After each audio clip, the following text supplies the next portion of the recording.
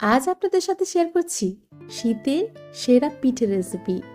রয়েছে চুষি পিঠে, কদম পিঠে, পাটিসাপটা এবং সুজির ভাপা পিঠে। খুব সহজেই তৈরি হয়ে যায় এবং খেতে ভীষণই সুস্বাদু হয়। তো ভিডিওটি শুরু থেকে শেষ পর্যন্ত দেখার অনুরোধ রইল। প্রথমেই তৈরি করে নেব আমাদের ঝটপট তৈরি হয়ে যাওয়া চুষি পিঠে। প্যানের মধ্যে নিয়ে নিলাম 2 কাপ পরিমাণে জল, সামান্য পরিমাণে লবণ দিয়ে দিলাম। এরপর দিয়ে দিচ্ছি 2 কাপ পরিমাণে চালের গুঁড়ো। আমি এখানে কেনা চালের গুঁড়ো ব্যবহার করেছি, আপনারা বাড়িতে তৈরি করেও সেই চালের গুঁড়ো ব্যবহার করে নিতে পারেন। এখন গরম জলের সাথে খুব ভালোভাবে চালের গুঁড়োটাকে মিশিয়ে নিয়েছি। এরপর ঢাকা দিয়ে ওই 5 মিনিটের মতো রেস্টে রেখে দেব, কারণ খুব গরম তো মাখা যাবে না। অন্যদিকে নিয়েছি দুধ। আমি এখানে 1 লিটার পরিমাণে দুধ নিয়ে নিয়েছি। এখন তার মধ্যে দিয়ে দিচ্ছি গুঁড়ো দুধ। আমি এই দুধের মধ্যেই চুষি পিঠাটা সেদ্ধ করব, তাই খুব বেশি ঘন করছি না। ওই 1 লিটারের মধ্যে 1 কাপ গুঁড়ো দুধ মিশিয়ে নিয়েছি। দিয়ে দিলাম ওই 4-5টির মতো এলাচ, এতে করে খুব সুন্দর একটা সুগন্ধ আসে। আপনারা চাইলে কিন্তু বাদও দিতে পারেন যদি খেজুর গুড় ব্যবহার করেন। অন্যদিকে আমাদের যে চালের গুঁড়োটা ছিল একটু ঠান্ডা হয়ে গেছে। এখন খুব ভালোভাবে মথে মেখে নিয়েছি। এরপর এখান থেকে আমি চুষিগুলো তৈরি করে নেব। চুষি তৈরি করা কিন্তু ভীষণই সহজ, তবে একটু সময় লাগে বটে। আমি এখান থেকে অল্প অল্প একটু ডো নিয়ে এভাবে হাতের সাহায্যে দেখুন চুষিগুলো তৈরি করে নিচ্ছি। দেখুন কতটা সুন্দর চুষি তৈরি হচ্ছে। এইভাবে খুব সহজেই চুষিগুলো তৈরি করা যায়। আরও একটা সহজ পদ্ধতি আপনাদের সাথে শেয়ার করব। তো দেখুন আমি এইভাবে সমস্ত চুষিটাই তৈরি করে নিচ্ছি। আরেকটা যেটা হয়, গ্রেটারের সাহায্যে এইভাবে ডোটাকে একটু গ্রেট করে নিতে হবে, তাহলে যে অংশগুলো বেরোবে সেখান থেকে এভাবে একটু ডলে নিলেই কিন্তু আমাদের চুষি তৈরি হয়ে যাবে। দেখুন খুব সহজেই এভাবে চুষিগুলো তৈরি করে নিতে পারবেন। তো এটা হলো সহজ পদ্ধতি। তো আমি একইভাবে সমস্ত চুষিগুলো কিন্তু তৈরি করে নিয়েছি। আমাদের চুষি রেডি হয়ে গেছে। দেখুন কতটা পারফেক্ট চুষি তৈরি হয়েছে। এইভাবে কিন্তু আপনারা অনেক দিন পর্যন্ত ফ্রিজে রেখে স্টোরও করতে পারবেন, এতে করে পরে এটাকে সেদ্ধ করে খেতে পারবেন। অন্যদিকে আমাদের যে দুধটা আমরা ঘন করতে দিয়েছিলাম সে দুধটাও ঘন হয়ে গেছে। আমি এখানে মিষ্টির জন্য ব্যবহার করছি পাটালি গুড়। আপনারা চাইলে কিন্তু খেজুর গুড়ও ব্যবহার করে নিতে পারবেন। আমি এখানে পাটালি ব্যবহার করছি। দুধটা কিন্তু খুব ভালোভাবে অনেকটা পরিমাণে ঘন হয়ে গেছে, আর আমি এখানে গুঁড়ো দুধ যেহেতু মিশিয়েছি তাই খুব বেশি ঘন করছি না। এখন এই দুধের মধ্যেই দিয়ে দিচ্ছি গুড়টা। যতটা আপনারা ঠিক মিষ্টি খেতে পছন্দ করবেন ঠিক সেই অনুপাতে এখানে গুড়টা ব্যবহার করে নেবেন।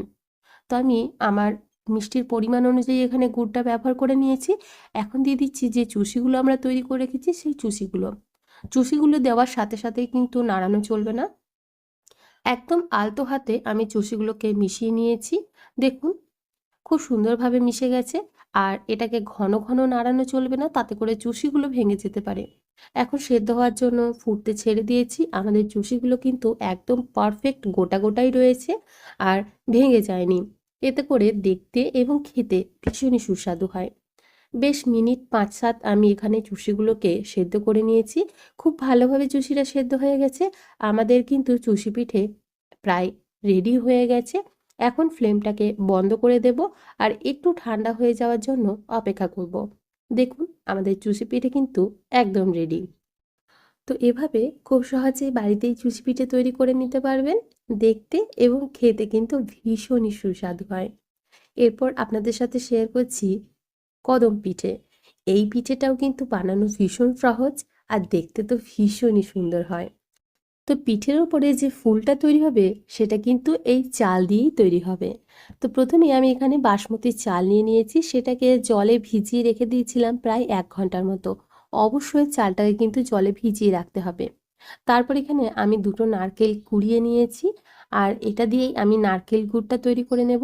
আর এখানে গুঁড়ো নিয়েছি বেশ অনেকটা পরিমাণে। নারকেলটা দিয়ে দিচ্ছি এবং সাথে গুড়টাও দিয়ে দিচ্ছি। আপনারা চাইলে এই নারকেল গুড়টা আগেও তৈরি করে রাখতে পারেন। আমি আপনাদের দেখানোর সুবিধার্থের জন্য নারকেল গুড়টাও তৈরি করে দেখাচ্ছি। তো দেখুন নারকেল এবং গুড় দিয়ে দিলাম। এখন খুব ভালোভাবে দুটোই একসাথে মিশিয়ে নিচ্ছি এবং নারকেল গুড়টা তৈরি করে নিচ্ছি। নারকেল গুড় তৈরি করা তো ভীষণই সহজ। তো নারকেল গুড় আমাদের এখানে একদম রেডি হয়ে গেছে। অন্যদিকে পিঠের জন্য ডোটা তৈরি করে নেব। ডো তৈরি করার জন্য আমি এখানে নিয়েছি 3 বাটি পরিমাণে শুকনো চালের গুঁড়ো। আমি এখানে কেনা চালের গুঁড়োই ব্যবহার করছি। দিয়ে দিচ্ছি সামান্য পরিমাণে লবণ, লবণটা অবশ্যই ব্যবহার করবেন, তাহলেই খেতে ভালো লাগবে। তো লবণ দেওয়ার পর এখানে আমি উষ্ণ গরম জল নিয়ে নিয়েছি, আর সেটাকে অল্প অল্প দিয়ে এই ডোটা তৈরি করে নেব। অবশ্যই একটু গরম জল ব্যবহার করবেন ডো তৈরি করার জন্য। এখন খুব ভালোভাবে মেখে একটা ডো তৈরি করে নিয়েছি। মাখার সময় অবশ্যই লক্ষ্য রাখবেন যাতে ডোটা খুব বেশি শক্ত না হয়ে যায়, আবার খুব বেশি নরম না হয়ে যায়। এইভাবে এই রকমই রাখতে হবে, তাহলেই পিঠেটা বেশ ভালো তৈরি হবে। আর পিঠেটা তৈরি করার পরও অনেকক্ষণ নরম থাকবে। অন্যদিকে যে চালটা আমরা ভিজিয়ে রেখেছিলাম সেই চালটা কিন্তু খুব ভালোভাবে ভিজে গেছে। এখন একটা ছাঁকনির সাহায্যে ছেঁকে পুরোপুরিভাবে জলটাকে ঝরিয়ে নিতে হবে। তো এভাবে একটু মিলে রেখে দিলাম যাতে পুরোপুরি জলটা ঝরে যায়। অন্যদিকে যে ডোটা আমরা মেখে রেখেছিলাম সেখান থেকে অল্প পরিমাণে ডো নিয়ে এইভাবে হাতের সাহায্যে একটা ছোট্ট বাটি তৈরি করে নিতে হবে। তো দেখুন ঠিক এইভাবে দুটো বুড়ো আঙুলের সাহায্যে একটা বাটির মতো তৈরি করে নিচ্ছি। এতে করে পুরটা ভরতে আমাদের খুব বেশি সুবিধা হবে। তো দেখুন আমাদের এখানে বাটিটা বা পিঠের যে মালসা টাইপের সেটা তৈরি হয়ে গেছে। এখন কিছুটা পরিমাণে নারকেল গুড় নিয়ে মধ্যিখানে দিয়ে এইভাবে পুরোপুরিভাবে মুখটাকে বন্ধ করে দেব। এই পিঠেটা বানানো কিন্তু ভীষণই সহজ, কোনো রকম কিন্তু এটাকে শেপ দিতে হবে না, একদম গোল বলের মতো করে দিতে হবে। শুধু লক্ষ্য রাখতে হবে যাতে পুর বাইরে বেরিয়ে না যায়। দেখুন খুব ভালোভাবে এখানে শেপ দিয়ে নিয়েছি। এখন যে চালগুলো আমরা ভিজিয়ে জল ঝরিয়ে রেখেছিলাম তার মধ্যে একদম আলতোভাবে এভাবে বলটার গায়ে লাগিয়ে দিতে হবে। চাপ দেওয়া কিন্তু চলবে না, তাহলে কিন্তু কদম ফুলটা ঠিকভাবে তৈরিই হবে না। তো দেখুন একদম আলতো হাতে আমি এখানে চালগুলোকে বলের গায়ে লাগিয়ে নিয়েছি। এভাবে আরও একটা দেখিয়ে দিচ্ছি। দেখুন একদম আলতোভাবে ঘুরিয়ে আমি এখানে চালগুলোকে লাগিয়ে দিচ্ছি। কোনো রকম প্রেশার কিন্তু দেওয়া যাবে না। একইভাবে আমি এখানে 5টা তৈরি করে নিয়েছি এবং একটু ফাঁকা ফাঁকা রেখে আমি একটা ছিদ্রযুক্ত থালার মধ্যে সাজিয়ে নিয়েছি। এরপর কড়াইয়ের মধ্যে জল গরম হতে দিয়ে তার ওপরেই আমি এই থালাটাকে বসিয়ে দিচ্ছি।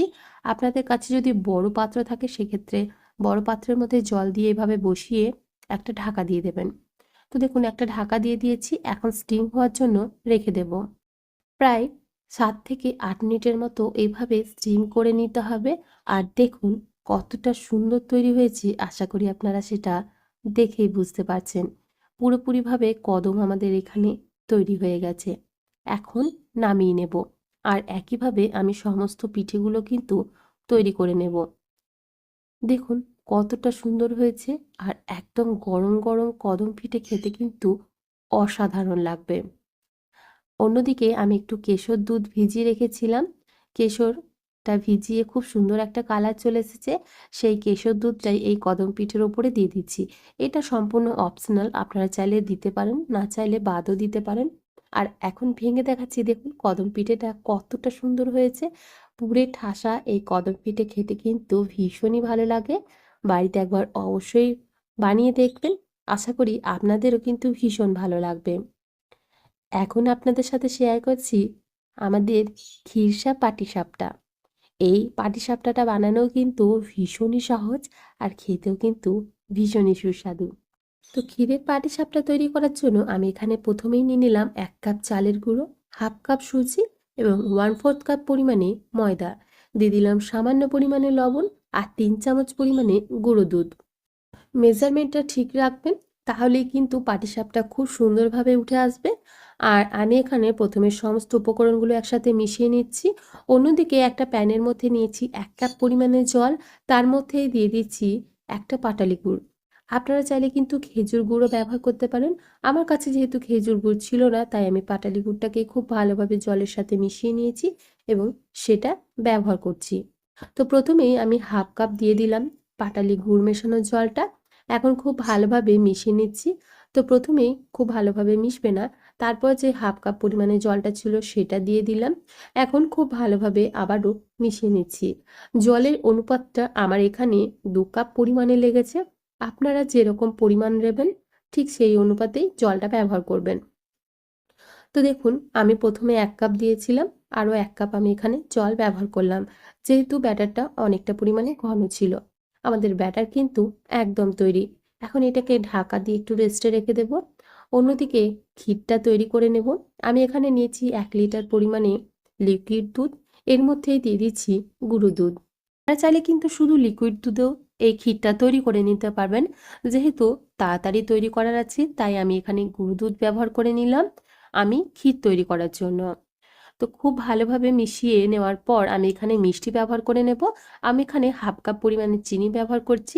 আপনারা যেই অনুপাতে দুধ নেবেন বা যেই অনুপাতে মিষ্টিটা পছন্দ করেন সেই অনুপাতে কিন্তু চিনিটা মিশিয়ে নেবেন। এখন আর কিছুই না, খুব ভালোভাবে নাড়াচাড়া করে দুধটাকে ঘন করে নিতে হবে। এখন বেশ ঘন তৈরি হয়েছে। এখন সবশেষে আমি এখানে 2 চামচ পরিমাণে সুজি ব্যবহার করছি। আপনারা চাইলে এটা নাও দিতে পারেন, আবার ইচ্ছে হলে দিতেও পারেন। এটা আর কিছুই না, দুধটাকে একটু বেশি ঘন করে তুলবে, এটাই চা। আপনারা চাইলে কিন্তু সুজির পরিবর্তে 2 চামচ পরিমাণে চালের গুঁড়োও এখানে ব্যবহার করতে পারেন।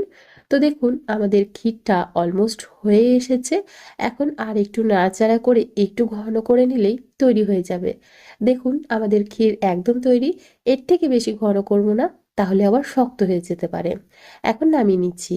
অন্যদিকে আমাদের ব্যাটারটা 30 মিনিট মতো খুব ভালোভাবে রেস্ট নিয়ে নিয়েছে, আর সুজি এবং চালের গুঁড়োটা খুব ভালোভাবে ফুলে উঠেছে। দেখুন ব্যাটারের ঘনত্বটা আশা করি আপনারা দেখেই বুঝতে পারছেন। এরকমই ঘনত্ব রাখতে হবে, তাহলে পাটিসাপটাটা বেশ ভালো তৈরি হবে। প্যানের মধ্যে সামান্য একটু তেল ব্রাশ করে নিলাম। তারপর এখানে দিয়ে দিচ্ছি 2 হাতা পরিমাণে ব্যাটার। ব্যাটারটা কিন্তু কোনোভাবেই ঘন করবেন না, এরকম পাতলা ব্যাটারই তৈরি করতে হবে। তাহলে ব্যাটারটা খুব ভালোভাবে প্যানের চারিদিকে ছড়িয়ে যাবে এবং আমাদের পিঠেটা বেশ ভালো তৈরি হবে। তো দেখুন খুব ভালোভাবে প্যানের চারিপাশে আমি ছড়িয়ে নিলাম। এখন ওপর পিঠটা একটু ড্রাই হয়ে যাওয়ার জন্য রেখে দেব। 2 মিনিটের বেশি কিন্তু লাগবে না। ওপর থেকে দিয়ে দিচ্ছি যে ক্ষীরটা আমরা আগে থেকে তৈরি করে রেখেছিলাম, সেই ক্ষীরটা আপনারা নিজেদের পরিমাণ অনুযায়ী এখানে ক্ষীর ব্যবহার করবেন। এখন একটা স্প্যাচুলার সাহায্যে খুব ভালোভাবে এই পিঠেটাকে রোল করে নিচ্ছি। তো দেখুন কত সহজেই রোল হয়ে যাচ্ছে আর কোনো রকম তলায় ধরে যায়নি। আমাদের একটা পাটিসাপটা পিঠে তৈরি হয়ে গেল। একইভাবে বাকি পিঠেগুলোও আমি এখানে তৈরি করে নেব। আর এই পিঠে তৈরি করা যতটা সহজ, খেতে কিন্তু অত্যন্ত সুস্বাদু। একইভাবে সমস্ত পিঠে আমি তৈরি করে নিচ্ছি। আপনারাও যদি একই পদ্ধতি মেনেই এই পিঠেটা তৈরি করেন, আপনাদের পিঠেটাও কিন্তু ঠিক একই রকমই তৈরি হবে। এর আগেও আমি অনেক পিঠের রেসিপি আমার চ্যানেলে আপলোড করেছি, চাইলে সেখান থেকে পিঠের রেসিপি দেখে নিতে পারেন। তো একইভাবে আমি সমস্ত পিঠেগুলো তৈরি করে নিয়েছি। দেখুন কতটা সুন্দর হয়েছে, আর খেতেও অত্যন্ত সুস্বাদু। এইভাবে সমস্ত পিঠে তৈরি করে নিন। আর কেমন লাগলো আপনাদের এই রেসিপিটি অবশ্যই কমেন্ট করে জানাবেন। ভালো লেগে থাকলে প্লিজ প্লিজ একটা লাইক করে দেবেন। এখন আপনাদের সাথে শেয়ার করছি সর্বশেষ সুজির ভাপা পিঠে।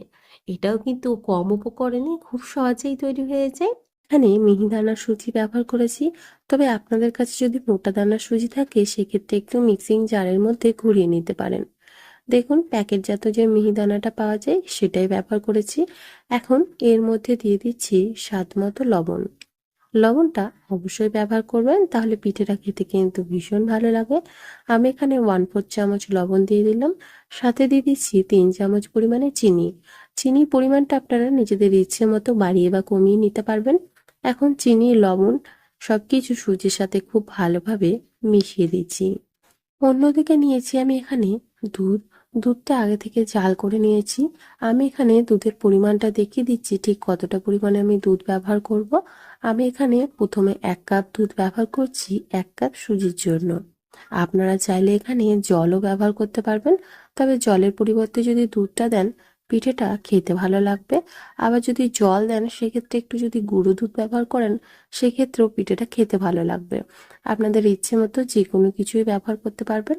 তো দেখুন 1 কাপ সুজি আর 1 কাপ দুধ খুব ভালোভাবে মিশিয়ে রেখে দেব ঢাকা দিয়ে প্রায় 15 থেকে 20 মিনিটের মতো।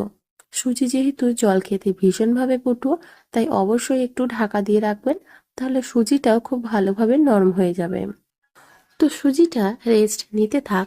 অন্যদিকে নিয়েছি আমি 4টে ছোট সাইজের একই রকম বাটি। এই বাটিগুলোর মধ্যেই পিঠে তৈরি করব। আমি এখানে ছোট সাইজের বাটি ব্যবহার করেছি, তবে আপনারা চাইলে যে কোনো সাইজের বাটি ব্যবহার করতে পারবেন। ছোট সাইজের বাটিতে পিঠেটা বেশ ভালো তৈরি হয় এবং খেতেও সুস্বাদু লাগে। আমি এখানে তেল ব্রাশ করে দিলাম যাতে পিঠেগুলো খুব সহজে ডিমোল্ড করা যায়। অন্যদিকে যে সুজিটা রেখেছিলাম সেটা খুব ভালোভাবে রেস্ট নিয়ে নিয়েছে।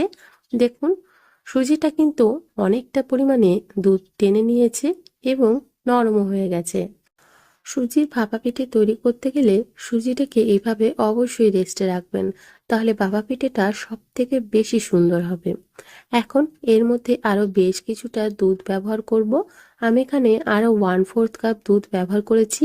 আগে 1 কাপ ব্যবহার করেছিলাম, এখন 1/4 কাপ ব্যবহার করেছি। টোটাল 1 কাপ সুজির জন্য আমি 1 কাপ এবং 1/4 কাপ দুধ ব্যবহার করেছি।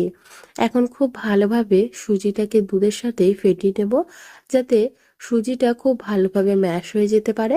দেখুন সুজিটা কিন্তু খুব ভালোভাবে ম্যাশ হয়ে গেছে আর ঘনত্বটা ঠিক এরকম রয়েছে। আপনারাও চেষ্টা করবেন ঠিক এরকমই ঘনত্বে রাখার। আমি যে পরিমাণে উপকরণ ব্যবহার করেছি সেই একই পরিমাণে যদি উপকরণ আপনারাও ব্যবহার করেন, তাহলে পিঠেটা কিন্তু ঠিক আমার পিঠের মতোই হবে। তো দেখুন আমাদের ব্যাটার একদম রেডি হয়ে গেছে। এখন এর মধ্যে দিয়ে দিচ্ছি 1 চামচ পরিমাণে বেকিং পাউডার। আমি এখানে কোনো রকম বেকিং সোডা ব্যবহার করছি না, ব্যবহার করছি বেকিং পাউডার।